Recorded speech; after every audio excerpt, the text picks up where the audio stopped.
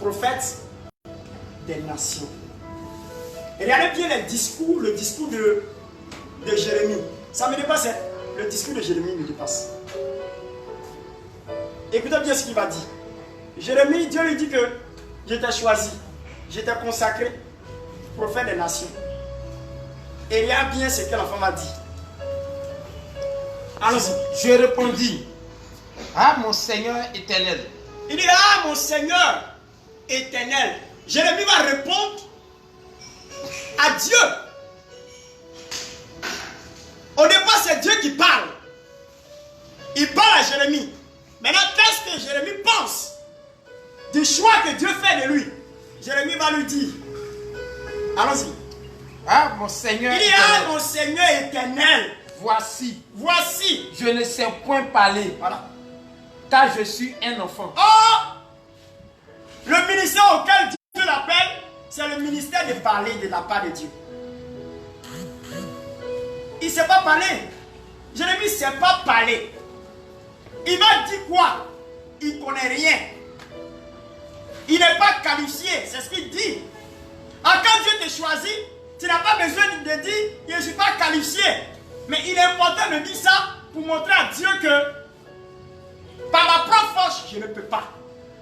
Celui qui est choisi par Dieu, par sa propre force, il ne peut pas faire ce que Dieu lui demande de faire. Le but de Dieu ne peut pas être atteint par notre propre force. Quand Dieu t'a destiné pour quelque chose, par ta propre force, tu ne peux pas le faire. Parce que l'appel de Dieu est un appel divin. Ce que Dieu te demande de faire est tellement grand que par ta propre force, tu ne peux pas. Pour ceux qui m'entendent, tu ne peux pas. Il dit, je ne sais pas parler. Et il dit encore, je suis un enfant. Effectivement, on est des enfants. Nous ne sommes pas capables. Quand tu regardes, quand tu dis que tu vas faire l'église, et puis tu vas construire une église d'au moins 50 000 personnes.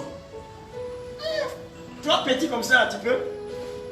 Il ne parle pas par sa propre force. Il parle par la force du Seigneur. En temps normal, il ne peut pas. Effectivement, il y a des choses, ce que Dieu nous demande de faire, qui est une destinée pour nous, que nous devons accomplir avant de mourir. Par notre propre force, nous ne pouvons pas faire. Parce que ce n'est pas un choix que nous avons fait, c'est Dieu. Et ce qui est divin, une chose qui est divine, ne peut pas se faire par les moyens humains. Il faut la grâce de Dieu. C'est quoi Dieu qualifie d'abord? Il te donne le potentiel pour le réaliser. Continue. Et l'Éternel me dit, Ouais, l'Éternel va lui répondre maintenant. Il dit, ici un enfant, il ne peut pas. ne dis pas, Ne dis pas, je suis un enfant, je suis un enfant. Ne dis pas que je suis un enfant. car tu iras vers tous ceux auprès de qui je t'enverrai. Vous voyez, il dit, partout où tu vas passer là, moi il te dit où tu dois aller chez les personnes que moi je veux leur parler là. Je vais t'envoyer là-bas, là où je veux que tu parles là, je vais t'envoyer. Mais regardez bien ce qui va ajouter le Seigneur. Et tu diras tout ce que je t'ordonnerai. Vous voyez, en principe, la destinée, en principe, ce que Dieu nous demande de faire comme le but, c'est quelque chose que lui-même, il nous recommande de faire. On ne va pas faire quelque chose en dehors de Dieu. Aujourd'hui, nous accomplissons notre propre volonté. Parce que les gens qui sont venus aujourd'hui, je donne un exemple. Un homme de Dieu qui a été choisi pour servir Dieu. Mais aujourd'hui, les hommes de Dieu ils servent les hommes. Ou bien ils servent le ventre. On a été destiné pour servir Dieu. Et dans servir Dieu, Dieu nous donne des recommandations. On ne fait pas le travail que nous faisons pour de l'argent. Regardez bien, hein? Vous allez promener votre regard partout. Vous allez promener votre regard partout. Le but de Dieu, ce que Dieu nous demande de faire, on n'a pas besoin d'être rémunéré pour le faire. Pourquoi? Parce que le pourquoi Dieu nous appelle là, on a une passion d'abord. Dieu met dans notre cœur la passion de ce qu'il nous demande de faire. La passion. Vous savez ce qu'on appelle la passion? le plaisir de faire quelque chose. Il y a des gens là, quand ils les voient danser, ils se font plaisir d'abord, avant qu'on leur donne l'argent. Eux-mêmes là, ça leur fait plaisir de danser. Avant qu'on n'ait pas d'argent, ils ont d'abord la passion. Celui qui n'est pas passionné pour faire quelque chose, il n'a pas été choisi pour la chose. La première chose que Dieu met dans le cœur, la motivation que Dieu met dans le cœur, c'est la passion de la chose. Quand il fait, il est content. Même quand on ne le paye pas, il est content de le faire quand même. Après vient le reste. Un serviteur de Dieu doit être content de servir Dieu. Le reste, c'est Dieu qui le fera. Parce que le salaire de l'homme de Dieu, c'est à Dieu. L'ouvrier mérite son salaire. L'ouvrier mérite son salaire.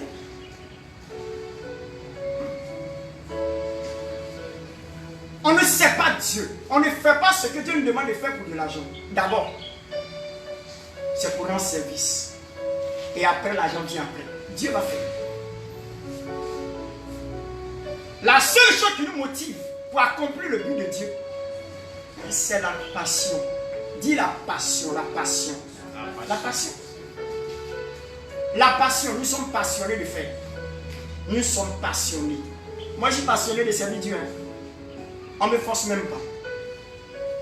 Dans les temps difficiles que nous sommes, je vais faire culte. Je viens rendre grâce à Dieu derrière la chair. Moi seul me tiens pour parler aux gens. Je fais un direct pour prêcher pour que les gens reçoivent le message. Pourquoi? Parce qu'on ne m'a pas forcé. Et puis ce n'est pas pour de l'argent que je le fais. C'est pour cela que je peux venir le faire. Ce n'est pas pour les dîmes et les offrandes que j'ai été choisi par Dieu. C'est parce que Dieu veut que je puisse aider ses enfants. C'est dans ce seul but. Ma motivation, c'est la passion que j'ai. Je suis content. Pendant que je suis en train de prêcher, je suis tellement content de le faire. 105 francs, c'est ça.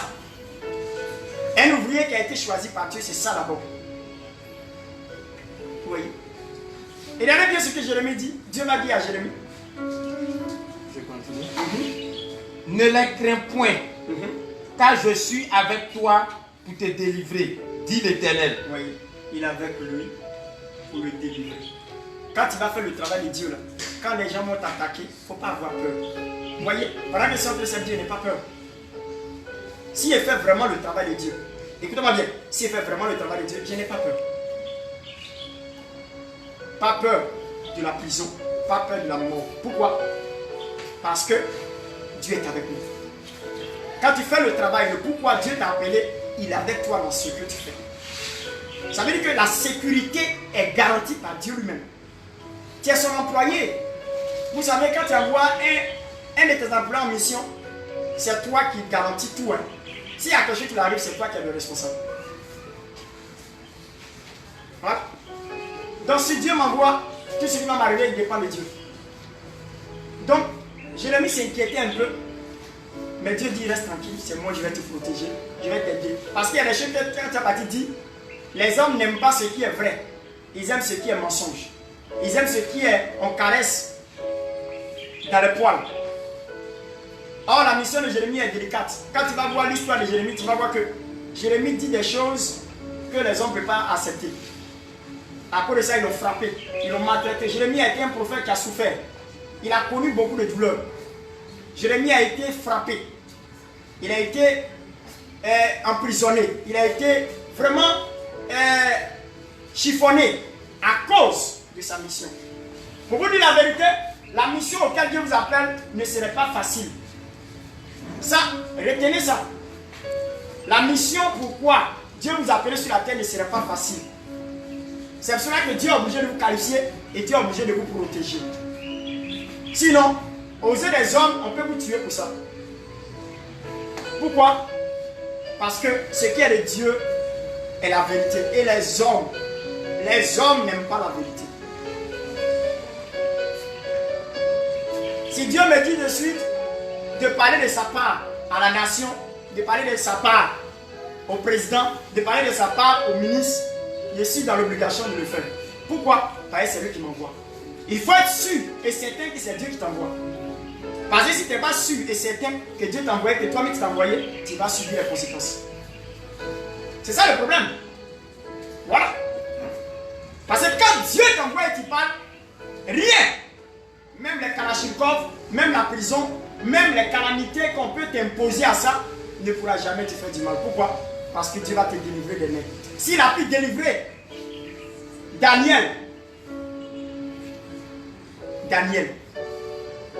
des lions, de la cage aux lions, s'il a délivré Shadrach, Meshach, Abednego de la fournaise ardente, je suis sûr que le même Dieu dont on parle pourra te délivrer de tout ce qu'ils vont t'imposer. Pourquoi? Parce que c'est lui qui t'envoie. C'est pourquoi je n'ai pas peur de servir Dieu. Parce que ce que je fais, je suis sûr que c'est Dieu qui me demande de faire. Je suis dans la vérité. Quand tu es dans la vérité, Dieu te garde, Dieu te protège. Mais si tu fais des compromis, dans le travail que tu fais des compromis, tu commences à servir les hommes. Quand tu servis les hommes, tu prends ce que les hommes aiment. Tu ne prends pas ce que Dieu te demande de faire. À partir de là, il y a un problème. Dieu n'est plus à mesure. Parce que tu es en train de faire ta volonté, non pas la volonté de Dieu. Voilà. C'est pour cela que je vais vous dire que vous êtes nés pour un but. Vous êtes vraiment nés pour un but. Et le but pourquoi vous êtes nés, vous n'avez pas besoin de votre force physique pour le faire. Vous avez besoin de Dieu. Parce que quand tu regardes ce que Dieu te demande de faire, c'est quelque chose qui est extraordinaire. C'est quelque chose qui est surnaturel. Quelque chose qui est surnaturel, ce qui est naturel ne peut pas répondre. Ce qui est surnaturel, c'est ce qui est surnaturel qui peut répondre. Parce que ce que Dieu te demande de faire est une mission divine. Ce n'est pas une mission terrestre. Ce n'est pas une mission physique. C'est une mission divine. Et cette mission divine, tu ne peux le faire par l'onction. L'onction, c'est la capacité que Dieu investit un homme pour accomplir un mandat divin. La capacité surnaturelle que Dieu investit en un homme pour accomplir un mandat divin. Tant que Dieu ne te qualifie pas, tu ne peux accomplir ta destinée.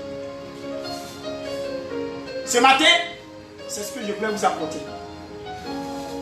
Pour vous dire, cherchez Dieu.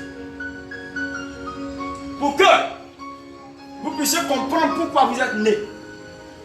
Il y a des gens qui sont nés pour aider les enfants de la rue. Ils sont nés pour apporter de l'aide aux veuves et aux orphelins. Ils sont nés pour permettre à des personnes de vivre la générosité. C'est pour cela que quand tu as une mission, tu ne l'as même pas l'ethnie, tu ne l'as même pas la nationalité. Dieu t'envoie partout, vers tout le monde. Et tout le monde en bénéficie de ce que tu es. C'est ça la mission de Dieu. C'est ça la mission de Dieu. Si c'est ta seule région qui bénéficie, ou bien c'est seulement que tes propres parents qui bénéficient, si c'est les gens de ta maison qui bénéficient, ce n'est pas une mission divine. Ça, c'est un projet personnel. Mais ce que Dieu t'amène à faire, c'est quelque chose qui est national, qui est international. Ça va au-delà des frontières. Que le Seigneur vous bénisse. Que la grâce de Dieu repose sur votre vie. Et que le nom de Dieu soit glorifié lorsque vous allez accomplir la volonté de Dieu. La volonté de Dieu, c'est d'accomplir sa destinée. Des personnes ont été choisies ici. Tout le monde dans les familles.